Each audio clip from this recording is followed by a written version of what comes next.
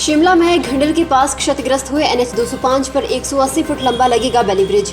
हिमाचल प्रदेश के शिमला में घंडल के पास क्षतिग्रस्त हुए NH 205 पर 180 फुट लंबा बेली ब्रिज लगेगा। जिला मंडी से पुल मौके पर पहुंचा दिया गया है। मंगलवार को 50 फीट पुल बनकर तैयार कर लिया है। प्रदेश सरकार ने सप्ताह भर में वाहनों की आवाजाही शुरू करने का टारगेट रखा है। प्रधान सचिव लोक निर्माण विभाग सुभाशीष पांडा मंगलवार सुबह 8 बजे मौके पर पहुंचे और अधिकारियों को काम में तेजी लाने के निर्देश दिए। उन्होंने पुल के बेसमेंट का बारीकी से निरीक्षण किया। लोक निर्माण विभाग के प्रधान सचिव ने NH बहाल करने को लेकर अधिकारियों की बैठक ली। ये पुल प्रदेश के 8 जिलों को राजधानी से जोड़ता है। इस बेली ब्रिज के लिए मजबूत आधार तैयार करने के बाद शिमला गणाहट्टी के और एक बेस का कार्य पूरा कर दिया गया है। दूसरे का कार्य चल रहा है। ब्रिज निर्माण के लिए इंजीनियरों का सहयोग के लिए 15 मजदूरों की टीम लगाई गई है। जनजातीय क्षेत्रों की 39 पंचायतों के लिए पहले चरण का हो रहा मतदान। हिमाचल प्रदेश के जनजातीय क्षेत्रों की 39 पंचायतों के लिए पहले चरण का मतदान हो रहा है। लाहौल स्पीति में 29 पंचायतों और चंबा जिला के पांगी क्षेत्र की 10 पंचायतों के लिए मतदान जारी है। जनजातीय जिले लाहौल स्पीति की 29 पंचायतों में जिला परिषद BDC प्रधान उप प्रधान वार्ड सदस्य के लिए मतदान हो रहा है। मतदान सुबह 7 बजे शुरू हुआ और दोपहर 3 बजे तक चलेगा। मतदान को लेकर युवा वोटरों के साथ महिला और बुजुर्गों में खासा जोश दिख रहा है। महिलाओं की सुबह ही मतदान केंद्रों का रुक कर अपने वोट का इस्तेमाल किया। प्रधान उप प्रधान और वार्ड सदस्यों के वोटों की गिनती बुधवार शाम को होगी और परिणाम भी घोषित होंगे।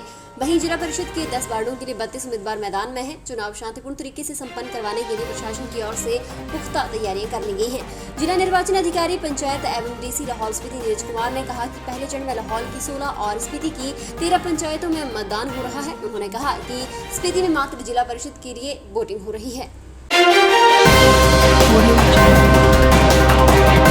हिमाचल प्रदेश के 19 लाख राशन कार्ड उपभोक्ताओं को प्रदेश में उगाया गया गेहूं और चावल डिपो में सस्ता मिलेगा। सरकार अब प्रदेश के किसानों से गेहूं और धान की सीधी खरीद करेगी।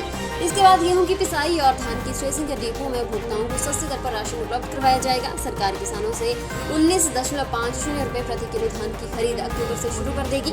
प्रदेश में इसमें 3 लाख मीट्रिक टन धान और गेहूं की पैदावार हो रही है। डिपो में इसमें 5 लाख मीट्रिक टन गेहूं और चावल की आवश्यकता है। ऐसे में किसान ज्यादा से ज्यादा गेहूं और धान की पैदावार करें ताकि उन्हें अच्छे दाम मिले। इसमें किसानों की आय दोगुना होगी।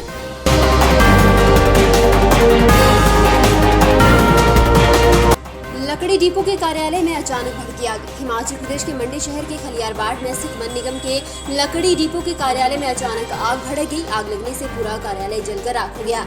जानकारी के अनुसार आग की घटना बुधवार सुबह करीब 9:15 बजे हुई है। लकड़ी डिपो कार्यालय के प्रभारी राम सिंह अन्य कर्मियों के साथ जैसे ही कार्यालय पहुंचे तो उन्हें साथ वाले कमरे में धुआं उठता हुआ दिखाई दिया। इसके बाद उन्होंने अपने कमरे में मौजूद सामान को बाहर निकालने का कार्य शुरू कर दिया। अग्निशमन विभाग को इसकी सूचना दी गई। राम सिंह और अन्य कर्मचारी को सामान को बाहर निकालने में कामयाब हुए, लेकिन बाद में आग ने भयंकर रूप धारण कर लिया और 4 कमरों का ये भवन राख हो गया। मौके पर पहुंची अग्निशमन विभाग की टीम ने कड़ी मशक्कत के बाद आग पर काबू पाया।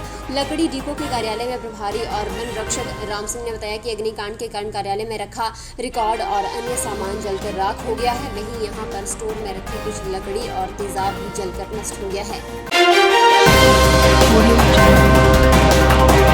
हिमाचल प्रदेश की मंडी लोकसभा सीट सांसद रहे रामस्वरूप शर्मा की नई दिल्ली में हुई हादसे में मृत्यु के बाद खाली हुई है। ये सीट लोकसभा चुनाव के लिए पूर्व मुख्यमंत्री एवं केंद्रीय मंत्री रहे दिवंगत वीरभद्र सिंह और उनकी पत्नी एवं पूर्व सांसद प्रतिभा सिंह की परंपरागत सीट रही है, जो मुख्यमंत्री जयराम ठाकुर का गृह संसदीय क्षेत्र भी है। यहाँ सुखराम फैक्ट्री भी चलता है, जो कई बार जीत हार के समीकरण बनाता और बिगाड़ता है।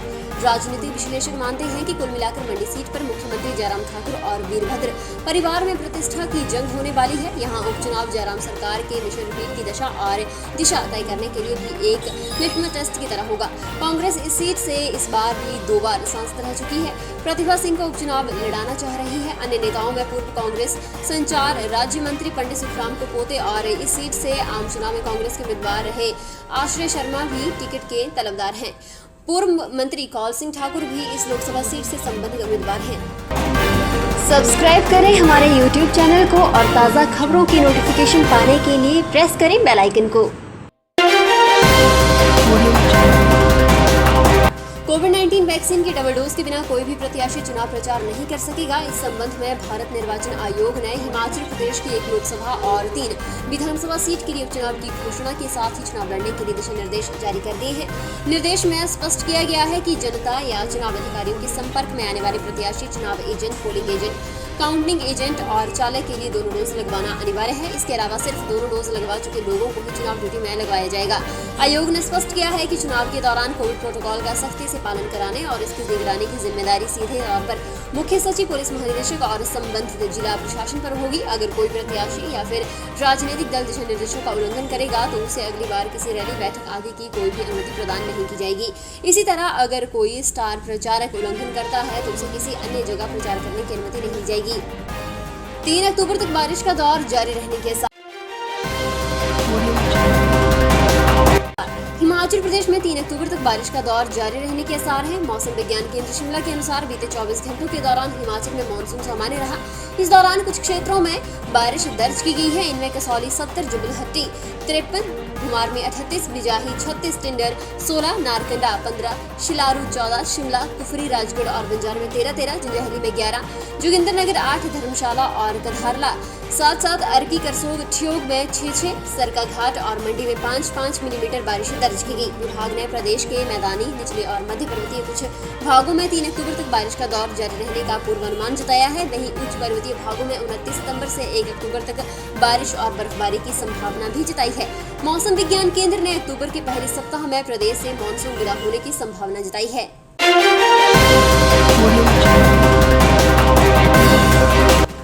राष्ट्रीय महिला आयोग और राज्य महिला आयोग के संयुक्त तत्वाधान में घरेलू हिंसा अधिनियम 2005 पर जिला कांगड़ा में महिला संरक्षण अधिकारियों के साथ एक दिवसीय प्रशिक्षण कार्यक्रम का आयोजन किया गया, जिसकी अध्यक्षता राज्य महिला आयोग की अध्यक्षता डॉक्टर डीजी ठाकुर ने की। उन्होंने कहा कि घरेलू हिंसा जैसी सामाजिक बुराई को समाप्त करने के लिए परिवारों के मध्य अधिक सामंजस्य और पारिवारिक मूल्यों का विश्वास आवश्यक है। उन्होंने कहा कि किसी भी देश के उत्थान के लिए महिलाओं का सशक्तिकरण, संरक्षण बहुत आवश्यक है। घरेलू हिंसा अधिनियम 2005 महिलाओं को शारीरिक, मानसिक, आर्थिक, लैंगिक हिंसा से सुरक्षा प्रदान करता है। उन्होंने बताया कि अधिनियम के लागू होने के पश्चात महिलाओं पर होने वाली घरेलू हिंसा में उल्लेखनीय कमी आई है।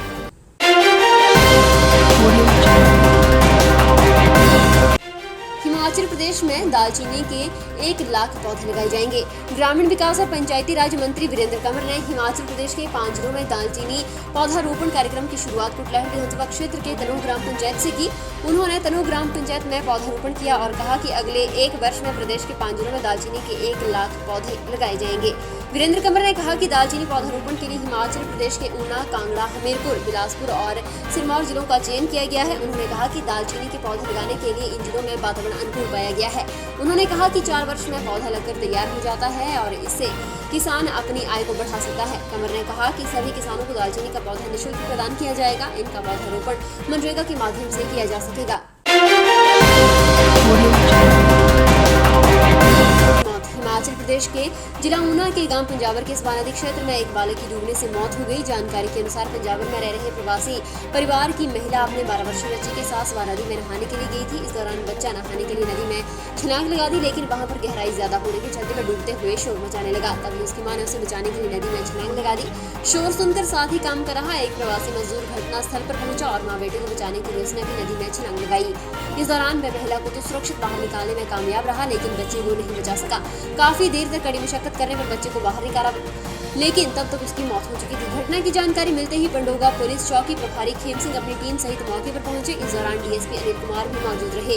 पुलिस ने इस संदर्भ में मामला दर्ज करते हुए बालक के शव को पोस्टमार्टम के लिए ऊना भेज दिया है। फिलहाल के लिए बस इतना ही और बड़ी खबरों के लिए बने रहनी सुपर भारत के साथ।